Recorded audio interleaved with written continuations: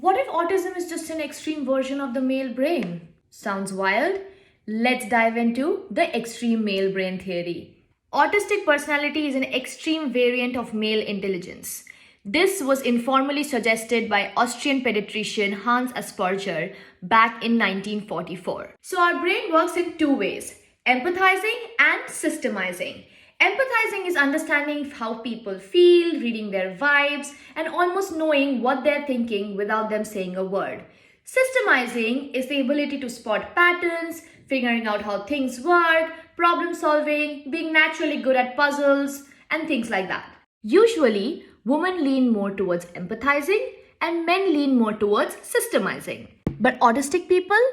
Usually, their brains are super high in systemizing but very low in empathizing. In early 2000s, British psychologist Simon Baron-Cohen termed this as the extreme male brain theory, which means that autistic brains are an exaggeration of the typical male brain, no matter the gender of the person. To put this theory to test, Baron and his team made questionnaires to understand how much people systemize. They analyzed tons of responses from autistic and non-autistic people and found that autistic folks, regardless of their gender, tend to have really high systemizing skills. But not everyone agrees. Critics say that this theory oversimplifies autism and leans too much on gender stereotypes.